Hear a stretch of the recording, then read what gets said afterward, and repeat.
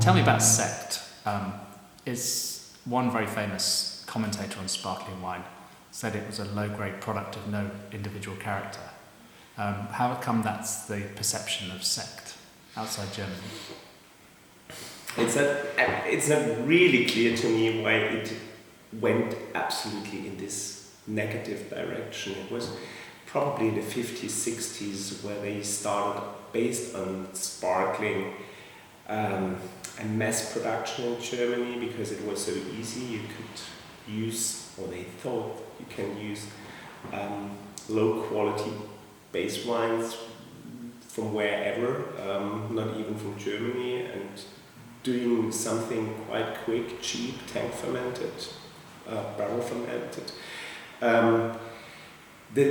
Where we come from is totally different. We were super famous in the 19th century. Berlin, our capital, they were all drinking champagne, traditionally made, of course.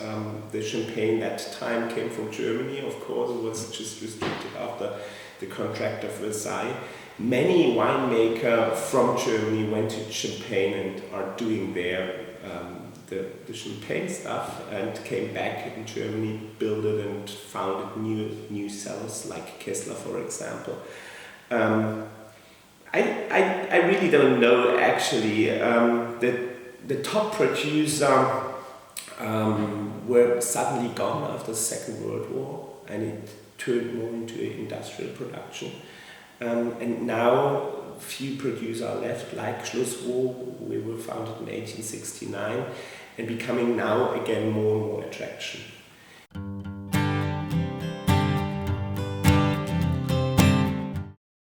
So here with Ulrike from the German Wine Institute, and I really want to know, tasting Sekt, how do consumers know what is Sekt industrial or Sekt commercial, and what is traditional method Sekt?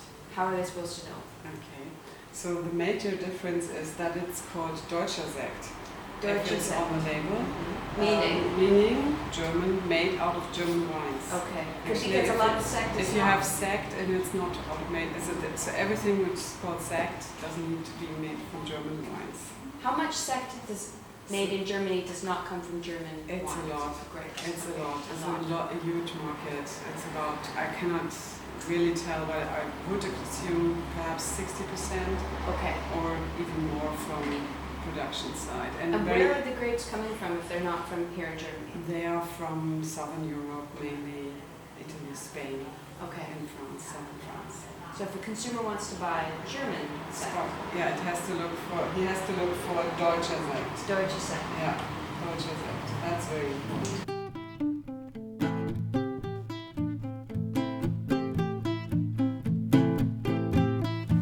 So Mathieu, here in Germany, what prompted the change to come from Champagne, Belgium to Germany and make bubble?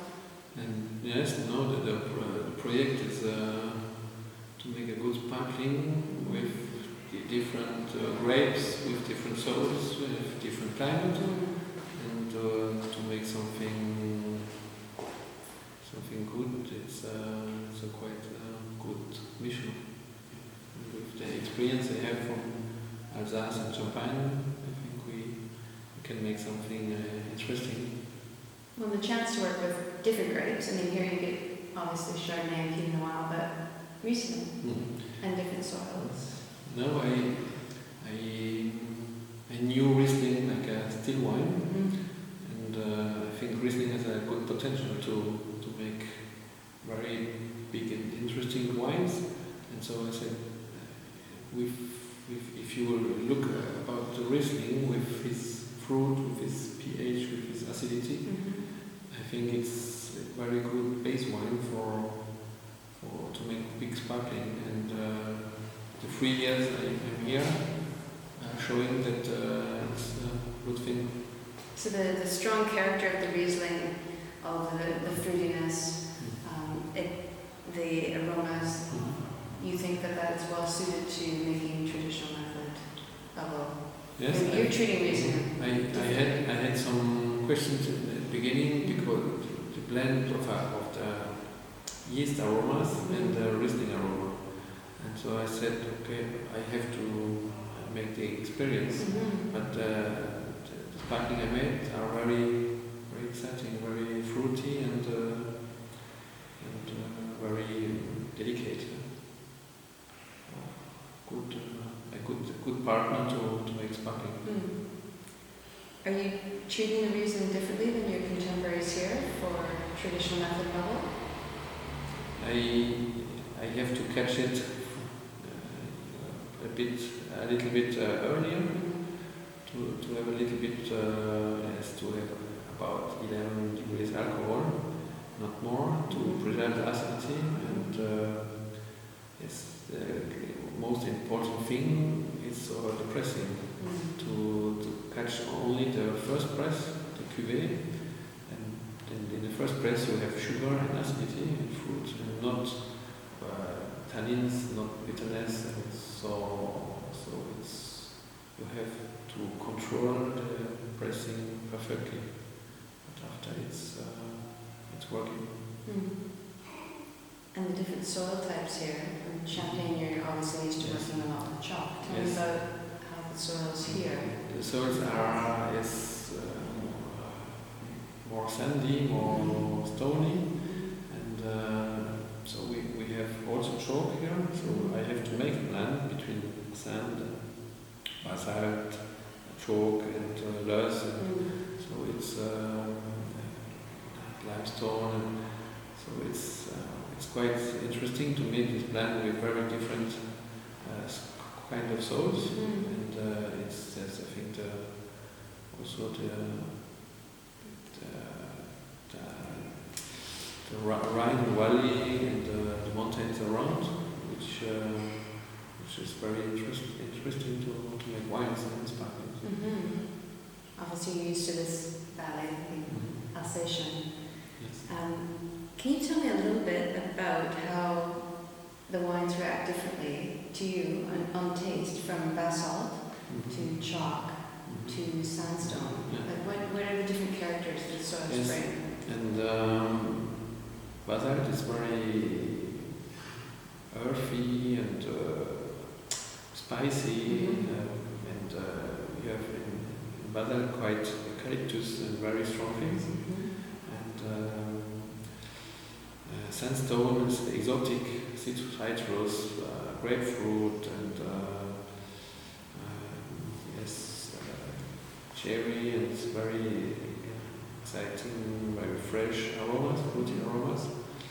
And yes, and chalk you have more. The wines are more close, but more structure, more creamy, and so the blend is very constant and interesting.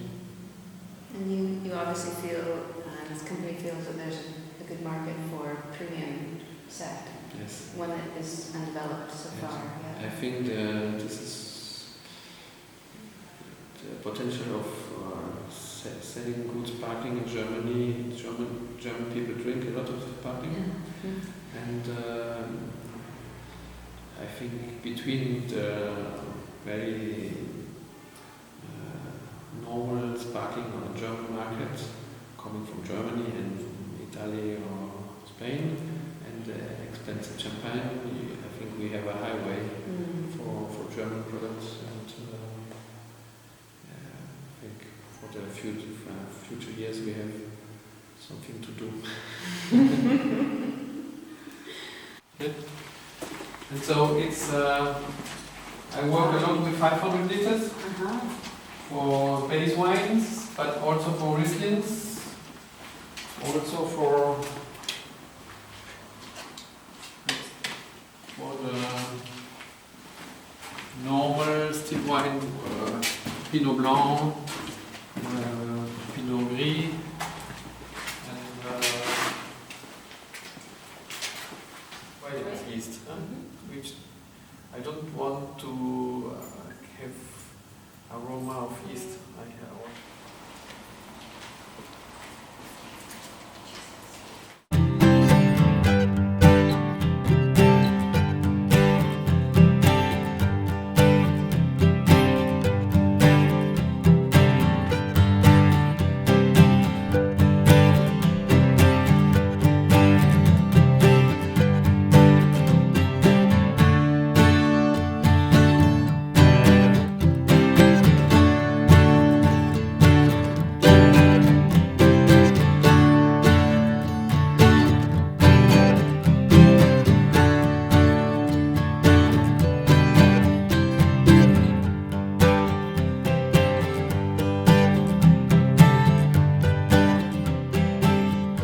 Brilliant. So with Vaux, your approach is to, are you trying to make something that tastes like champagne, or are you going to try to make something that is actually an expression of German high quality sparkling wine? Quality-wise, of course, we look at what's happening in Champagne, but profile-wise, character, stylistically, we'd like to show people much more what is a German culture, if we say. Different to Champagne, at least looking back into the history and looking for the culture of both regions. I think Champagne is much more driven by the winemaking process. They had the situation, at least they had the situation in the past, always battling a little bit with the physiological ripeness. They had to harvest earlier, they had higher tartaric acidity. So they started blending vintages, they started blending cepage, etc. along these contact time. If it comes to Germany, especially when you come into the Rheingau area, you have a different situation. You have more or less, from vintage to vintage, a high physiological ripeness. The up and downs are not that huge as it probably is in Champagne. So this is the reason we're going for all our sparkling for vintage, showing the vintage. That's the reason we have upside from one single sparkling. We produce everything one cepage, one grape used for the sparkling. And that's probably also the reason why we are focusing, even with low dosages we use, focusing more on the fruity character. And time on lees, you're not looking to get an autolytic brioche toasty character then. You want to have something that expresses the fruit. Is that true? Not just autolytic. Yeah. We have several sparklings. We're challenging a little bit where we have these kind of nice balance between the autolytic character and then the fruit extract impression. But you're right. Globally viewing, I would say we're more on the fruit than on the autolytic aspect. When it comes to autolytic, you really have to look for autolytic. It's autolytically coming from low sulfur, which is very often, especially in Champagne, for lower priced Blanc de Blancs, as a way how you can profile it this way. The machines are running. Yes. We're coming to the Machine machine has too much time because we will be finishing. So you can do with sulfur a lot to this aromatic. People think it's long least contact time often, but in Champagne very often they count the least contact of the first fermentation as well to the expression of how long is laying on the lees. And how does the market respond to your products? So is there a strong demand in Germany? In Germany, we are growing. We are asking ourselves how far we can move on with the distribution in Germany before cannibalization. We're looking for fine restaurants, we're looking for retail shops, high-end distribution, good partners. We're now, and it still grows, but slowly, not as dynamic as in the last 3 years. We're now looking really for the export markets.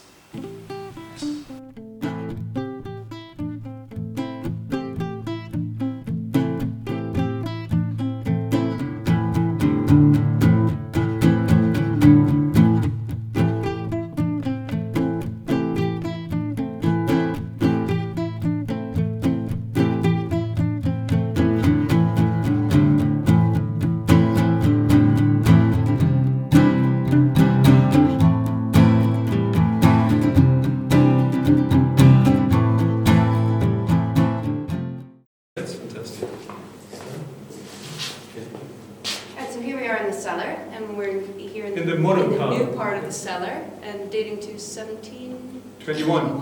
Okay. Yeah. Let's talk a little bit about Riesling and why it's so important for this house. You know, this house here, Schloss Johannesburg, was the first wine estate with only 100% Riesling planted. And Riesling, you know, we are in Germany, in the Rheingau, and I think out of these 3,000 hectares, I think 80% is Riesling.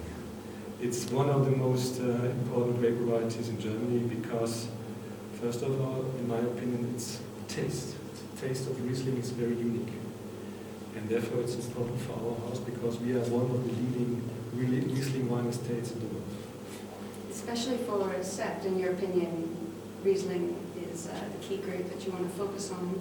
Yeah. The problem is that Riesling is a very, if you take the whole vineyards of the world, it's only a small proportion of Riesling because you can have the German, Luxembourg, Austria, you have it in California, New Zealand, and Australia. But the quantities of Riesling are limited. If you want to make a sparkling wine, then very often they are using blends, like the champagne, they are doing blends. But we are using for first fermenting 100% one grape variety. And therefore we're a little bit limited, but limited is not bad because it's focused. And the Riesling gives first fermenting this very unique taste. If you think of the champagne blends, they are dominated by Burgundy or Pinot taste. If you go to the Asti, it's a very sweet one. If you go to the Cava, completely different style. It means if you have these clusters of taste, the Riesling has a really outstanding tasting profile. And therefore we believe sooner or later the world will discover, after the still wines, they will discover the Riesling sparkling wines as well. But by the way, hey, we think we should taste it after talking a little bit. Huh? We can taste. Cheers. Cheers. Good to have you here in the cellar. Thank you.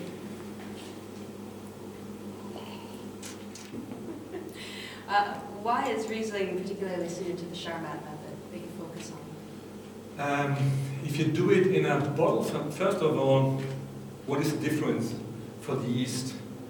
Here's the sugar, this is the yeast is coming, eating the sugar. It doesn't matter whether it's the bottle, or a big bottle like a tank. The only difference is that each bottle is different because you're doing it in each bottle, and you cannot 100% sure that this bottle, if you have a bottle traditional method, is in the same taste like the other one. We as a brand want to be sure that everything is on the same quality level. And if you have a tank with some thousand of liters, you're 100% sure that the same bottle, that each bottle has the same taste. It means, first of all, because of quality, and to have always the same quality level. Second of all, Méthode Charmat, you can a little bit better control the contact between yeast and the product, because if it is too long on the yeast, they want to dominate the product and they give this product a special taste. Some people want to have this. We are so proud on the Riesling, we want to destroy the Riesling flavors. The same with Barrique. Very seldom you are using for the still wine the Barrique. Very often people talking about Barriques. But if you have a Riesling, I would say keep it as it is, don't change too much. Therefore, I think Méthode Charmat, it's the best choice. But on the other side, if you look on this beautiful golden bowl, we are also using Methode traditionell, that means bottle fermentation. You see here, this is all first fermenter nicht the golden. It's a single vineyard, vintage, Brut, Methode Chamat. I think you cannot add anything more of value to a sparkling wine.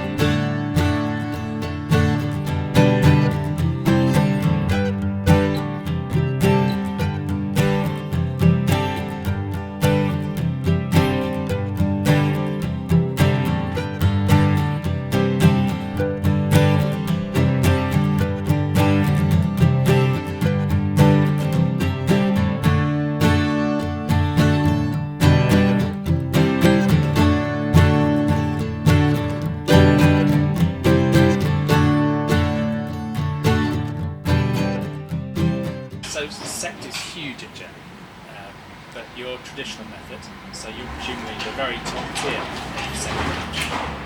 And how do normal consumers distinguish between Sekt that's produced in, how should we say, an industrial manner to the high-end Sekt? You cannot tell in Germany Sekt is Sekt. There's no difference on the label, so this is kind of a great problem. The only difference that you can see is like if it's Brut, it is usually a bottle fermented, but usually if you see that there is, attention, klassische traditionelle Flaschengärungsmethode, then you know it is the traditional method, actually. And that last word, Flaschen Gärung. presumably that isn't the problem that can be used on wines that aren't produced in the traditional method. Exactly, that's the other thing. The other thing is that Flaschengärung is disgorged in a tank, and not by hand or by ice and machine or it is more easy. Plus, it is as an extra filtration, which takes away, of course, some flavors. Despite the fact that we do it by hand, we keep the flavors in as such. So it's Some of the wines we tried just now, the Rieslings have been aged on the yeast for a long time, but they still tasted very much like Riesling. Yeah. Is that just as a reason to personality? It is. Riesling for that sense is a very good grape because if you keep it on the lees for like ages, it still keeps fresh. The lees conserves it somehow, and if you disgorge it and you still have like those honey taste like for a ripe Riesling wine, but still you have the freshness, the acidity is still there. And this is why when we harvest we start very early,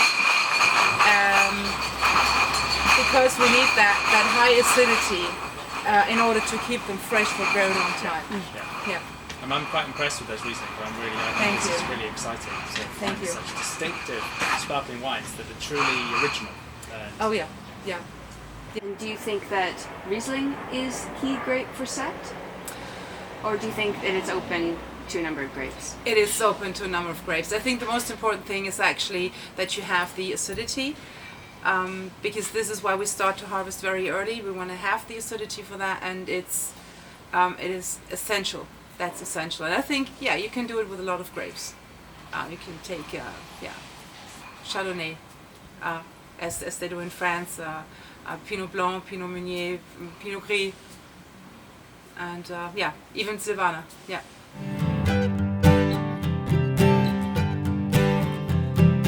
People, we may only make that's good. So Strauch, if I hope I pronounced that right. That's good. You're a Sekt specialist. Is it important to be a specialist in Sekt to make it really well?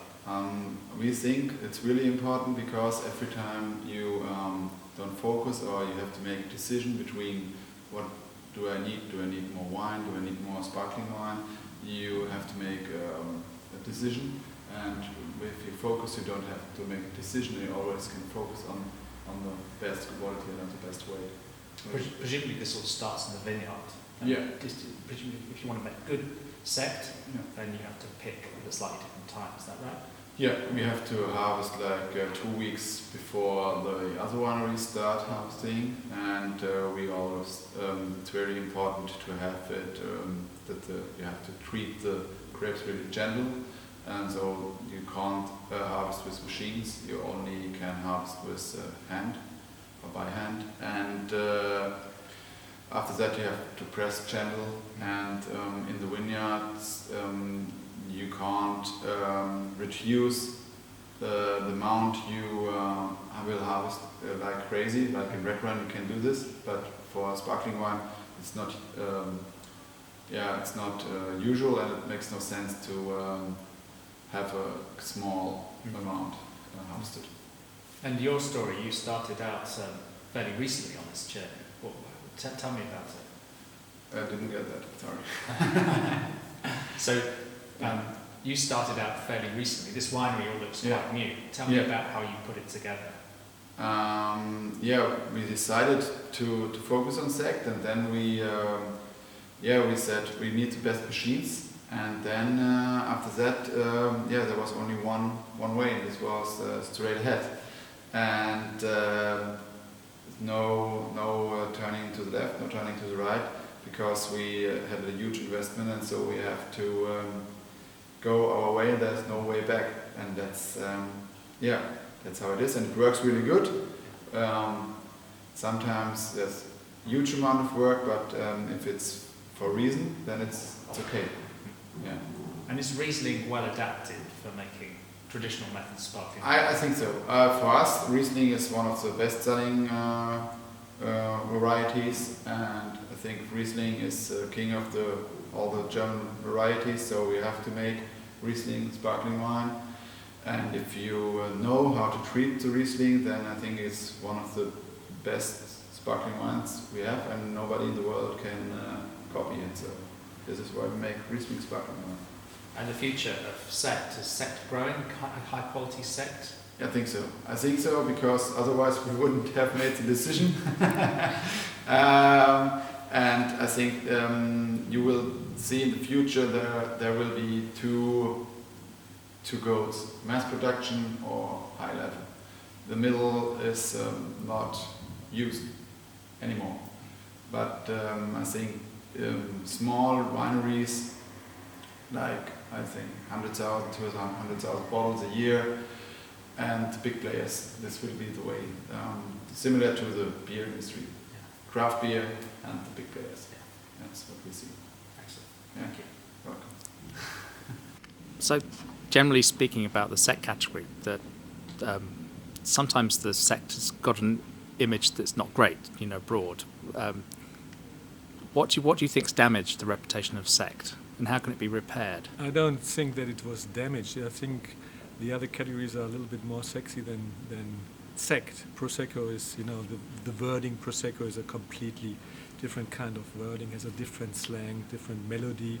Sekt is maybe a little bit too harsh, too hard, too short, but Sekt is, the meaning of Sekt is quality sparkling wine, which nobody knows, but this is the short form of quality sparkling wine. It's called Sekt. That means we have a very special production method to do a Sekt. But we need more activities outside Germany. You're absolutely right. We should do more activities, and the quality you have tasted, and quality-wise, we are really on a very high level in Germany with Sekt. And quality Sekt's on the rise, I gather. Traditional method Sekt.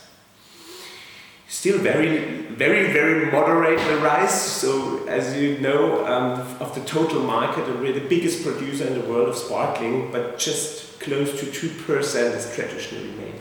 But it's rising, and I'm crossing the finger, but I'm 100% sure the traditionally made top-class sparklings in Germany, they have a great future. And not just as aperitif. As soon we can start bringing Sekt more into a common use, also for food pairings, for just sitting together with friends and not having an aperitif, just talking about wine, then in future sparkling is also an aspect of this.